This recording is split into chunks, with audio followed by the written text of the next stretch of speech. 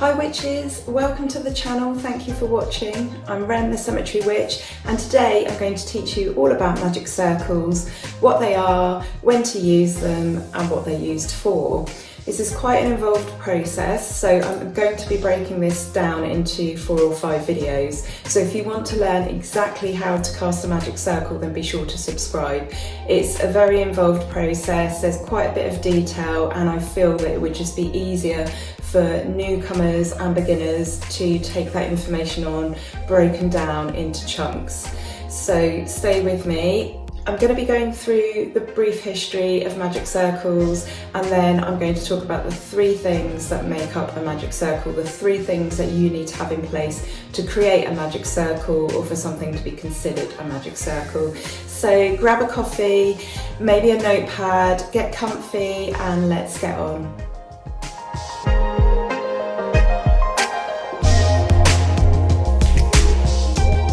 So we're going to take a very brief look at the history of magic circles before we learn what they actually are.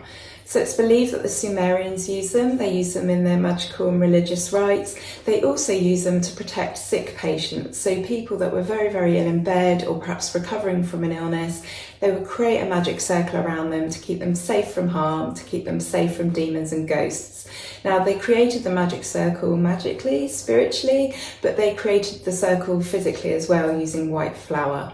Magic circles are also used in Judaism and by the Hermetic Order of the Golden Dawn. Today, they're used by all sorts of magical practitioners, so witches, Wiccans, and other pagans. So what is a magic circle? Well, the first thing we need to get our head around is the fact that it's not a 2D circle. It's not something that goes around us like this and is flat. It's actually something that is 3-dimensional. It is a globe. It's a protective sphere. So it does go around us like this, but it also goes like this and like this. And it goes under us as well. So you are in the middle of this protective globe, this sphere that is created by your magical energy, your personal power as the witch. So it's very much 3-dimensional. We have to get this like flat 2D image that we see in magical books or some books out of our minds. We need to think of this as a fortress. It is a place that keeps you safe as a magical practitioner. It keeps away evil spirits and evil entities, but more than that, it just keeps out unwanted energies and distracting energies. This is a place for you to be able to connect and to concentrate and to be at one, basically in your little magical bubble, so that you can get on with your magical workings, whatever they are. It is a ritual space created with intention. It is mindful, it is meaningful, it is magical. And this place is a place outside of time and space. So there are no watches or clocks within the magic circle. We keep those out. And it is no longer your living room or your upstairs office or your back bedroom or a field or wherever it is. It is a place that is between the everyday world and spirit. And by creating this space, we can get into the right mindset for magic, the right place for greeting deity. Wherever it is that happens inside your magic circle, you have created an appropriate space for this. It is extremely sacred. It is sacred in the same way that a church is sacred to a Christian or some other religious temple to that particular religious group. Creating a magic circle is one of the highest acts of magic, and I cannot say that more seriously. Each time you do this, you should greet this task with respect, reverence, and wonder, because it is an incredible thing. As priests and priestesses, we have the right to create this sacred space. That is something that is available to us. That is one of the many gifts of witchcraft and magic. So yeah, it is a highly holy space for us as witches and pagans and Wiccans. So when is a magic circle cast? Well, there are lots of different answers to that question. It really depends on the individual practitioner. So some people will cast them every single time they carry out any type of magical activity. Some people will only cast them under certain circumstances, so that might be the longer and the bigger spells or rituals, but they might not bother for a smaller spell, and some people don't cast them at all. They are a form of personal protection though. They do come under this idea of protection magic. So really it's up to you when you decide to cast that magic circle. As for what goes on inside the magic circle, this is a time where you greet deity, where you carry out magical activity. Some people cast them when they're out and about. If they feel unsafe, they will quickly cast a magic circle and that will help them feel protected. And I've known some people, some magical practitioners, to cast them and take a nap.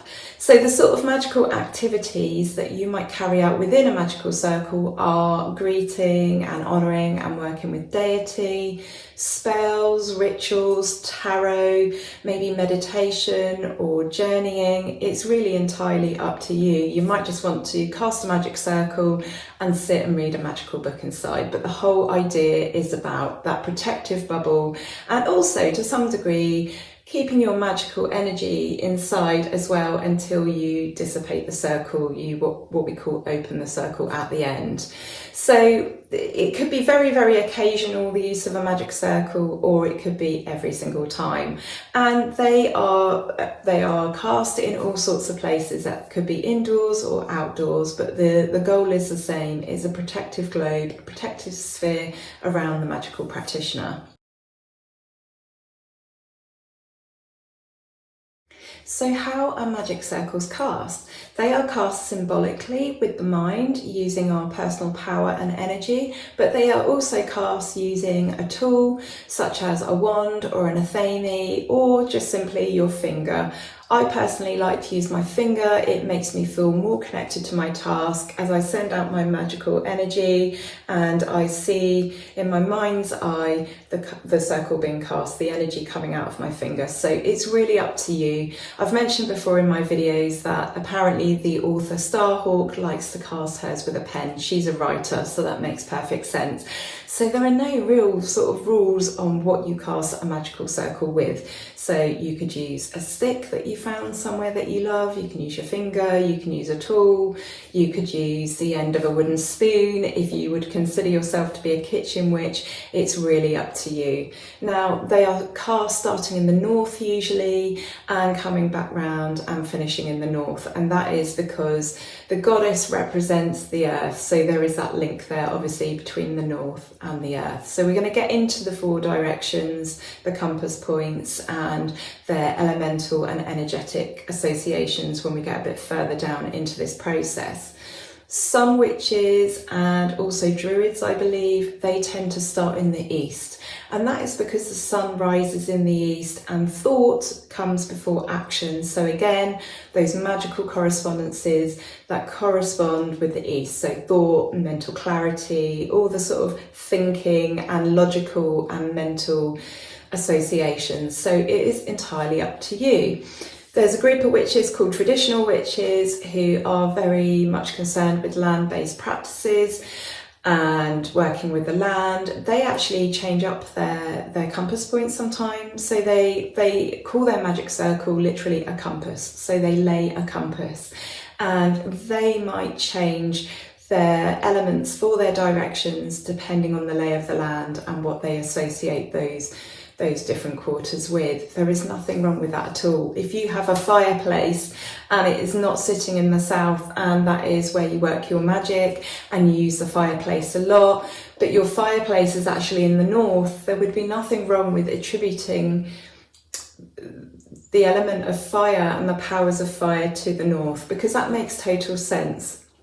And certainly here where I am, I have changed mine slightly because we've got Rutland water in one direction and we do have fireplaces and other things. So for me, elementally, it's made sense to change the directions. That said, sometimes I will cast a circle the traditional way and have the elements representing the 4 cardinal points in the proper places. So this is something that you can work with. As long as you approach this again with reverence and respect and mindfully and magically, then you're good to go.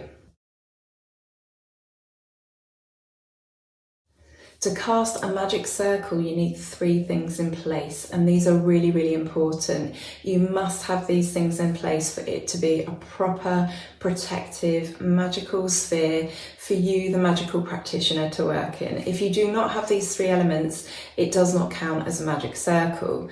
So the first thing is a ritually cleared space. You need to clear a space mindfully, magically, and meaningfully. I nearly forgot the third M. I call them the 3 M's. You need to clear this ritual space with purpose, heart, and intention. The second thing that you need for a magic circle is to actually draw out that circle. So whether that be with your finger or an athame or another knife or a pen or a wand, but you need to symbolically see that in your mind's eye as you're doing it, and you need to do that from north to north or east to east. The third and final thing that you need to cast a magic circle are the elements. So you need to invoke the elements, you need to ask them to attend your circle and ask them to aid you magically in whatever task it is you're doing. So those are the basics of what a magic circle is, how they're cast, what they're used for. I've kept this introduction really, really short, really clear, really concise, and I'm going to be doing the same with subsequent parts. I want you to be able to pick up this process without any confusion and be able to use it yourself. So what's coming next in the next part of this particular video, we are going to be looking at preparing yourself and preparing the ritual space. So from the next videos onwards, we're going to get into the actual meat of how you cast a magic circle. So if you don't know how to cast a magic circle, you've always wanted to know and you want to learn, be sure to subscribe to the channel and then you're not going to miss that. I'm really excited to share this with you. I would really love to hear about your magic circles and your practice if you're happy to share. Maybe you're going to watch these and you'll do it a bit differently to me, but this is how I've been taught, this is how I've always done it, and I really hope that this is going to be of use to you. I've also got some other videos coming up. We're going to be looking at banishing and binding, hexing and cursing, and I'm going to be showing you how to learn the tarot in under an hour.